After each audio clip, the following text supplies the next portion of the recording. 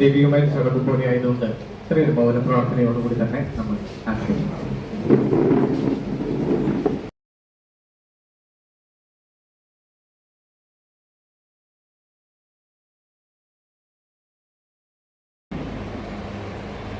വക്കുപൊട്ടി ചെടി പുരണ്ട് കിടന്ന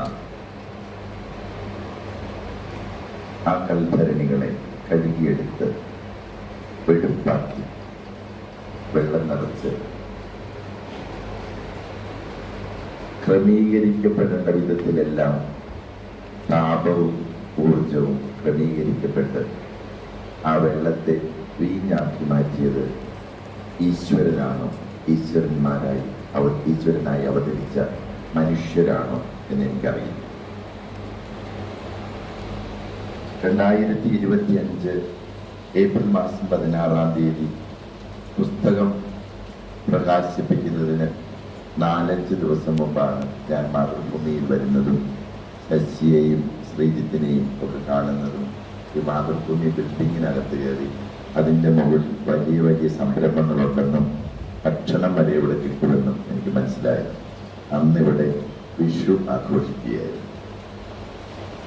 എൻ്റെ ഭാര്യയ്ക്കും എനിക്കും പൊതുവിൽ ഈ വെജിറ്റേറിയൻ അത്ര ഇഷ്ടമുള്ളതല്ല. എങ്കിലും അടുത്ത ആഴ്ച പുസ്തകം വരുമ്പോൾ പിടിച്ചിട്ട് കയറി ചെന്നില്ലെങ്കിൽ ശശി ബാല്യം വലിക്കുമോ എന്നോർത്ത് ചോറുണ്ണാൻ കയറി വന്നു.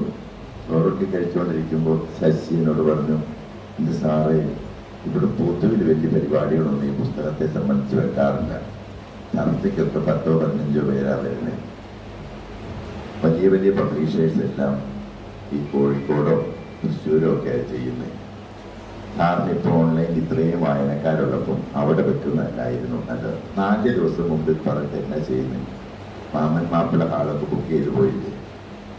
അപ്പോൾ നമുക്കൊരു ചെറിയൊരു ദുഃഖം ഉണ്ടായിരുന്നു. എന്താകും അവിടെ വളരെ ശൂന്യമായൊരു ഹാളിൽ ഈ പുസ്തകം പ്രകാശിക്കപ്പെടണോ എന്ന്. നമ്മളൊക്കെ ശൂന്യമായിരിക്കുകയില്ല. കാരണം മുരിക്കാശ്ശേരിയിൽ നിന്ന് ഒരു ബസ്സിന് ആൾ വരുമെന്ന് എൻ്റെ കൂടെ പഠിച്ചവർ പറഞ്ഞിട്ടുണ്ട്. അപ്പോൾ അങ്ങനെ സ്വന്തം നാട്ടിൽ നിന്ന് കുറച്ച് പേര് വരുന്നുണ്ട്. ഞാൻ ബുക്ക് വായിക്കുന്ന ആളല്ല. എൻ്റെ ഹസ്ബൻഡ് വായിക്കും. അപ്പോൾ ആരോ പറഞ്ഞു ഈ ബുക്ക് ഞങ്ങളുടെ വീട്ടിലെ മേശപ്പുറത്ത് ഇതിങ്ങനെ കിടന്നു. ഞാനത് തന്നെ ബാബു ബലറാമെന്നുണ്ട്. ആരോ ഒരു ബാബു ബലറാമൻ വേണ്ടി ഏതോ ഒരു ബുക്ക് കൽപ്പണി അതിൻ്റെ ഹെഡിങ് ഞാനെന്നും കാണുമായിരുന്നു. ഒരു ദിവസം എന്നോട് പറഞ്ഞു ഇവിടെ സെമിനാരിൽ ഇദ്ദേഹം വരുന്നുണ്ട് എന്ന് പറഞ്ഞപ്പോൾ ഞാൻ അദ്ദേഹത്തെ കാണാനായിട്ടാണ് ചെന്നത്. അന്നത്തെ ആ പ്രസംഗം അബ്രഹാം മൽപ്പാന്റെ ഒരു സ്മാരക പ്രഭാഷണം ആണ്. അപ്പോൾ അതിന് പറഞ്ഞ 2-3 പോയിന്റ് എന്നെ വളരെ ആകർഷിച്ചു.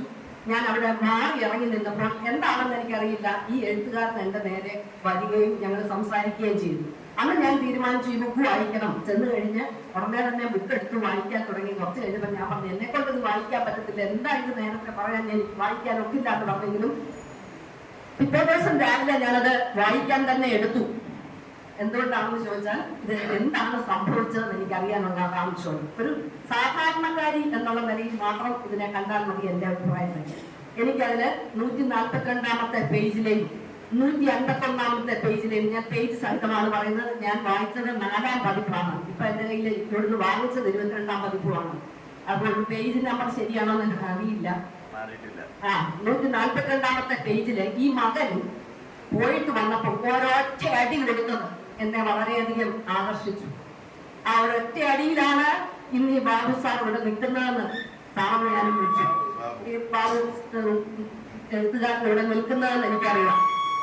അതുകൊണ്ട് അതിലും അതുപോലെ 151-ാമത്തെ പേജില് സാറ് പറഞ്ഞതുപോലെ ഈ അപ്പനെ ഇവരെ ചേർത്ത് പിടിച്ച് കരഞ്ഞുകൊണ്ട് പറഞ്ഞു 4 മക്കളുടെ അച്ഛനാണെന്ന് പറഞ്ഞ ആ ഒരു സെന്റൻസും, ഈ 2 സെന്റൻസ് കൊണ്ട് ഞാൻ ഇദ്ദേഹമായി കാണാനും ഇപ്പോൾ ഇത്രയും എന്റെ മനസ്സിൽ കൂടെ പോയ ഒത്തിരി ക്വസ്റ്റ്യനുകൾക്ക്, ഒത്തിരി കാര്യങ്ങൾക്ക് എനിക്ക് ഉത്തരം കിട്ടി. ഞാൻ വായനയുടെ ലോകത്തിലേക്ക് പിച്ച വെക്കാൻ തുടങ്ങി. അടുത്ത ബുക്ക് ഞാൻ വായിക്കാനായിട്ട് എടുത്തു. അതൊരു 300 പേജ് ഉള്ളതാണ്. അതിന്റെ 275-ാമത്തെ ഇതിലേക്ക് ഞാൻ കടന്നിരിക്കുകയാണ്. അതിനെന്നെ പ്രേരിപ്പിച്ച ഇദ്ദേഹത്തിന് ഒരു ഹാറ്റ്സ് ഓഫ് പറയാനായിട്ടാണ് ഞാൻ ഇവിടെ എഴുന്നേറ്റ് നിന്നത്. Thank you.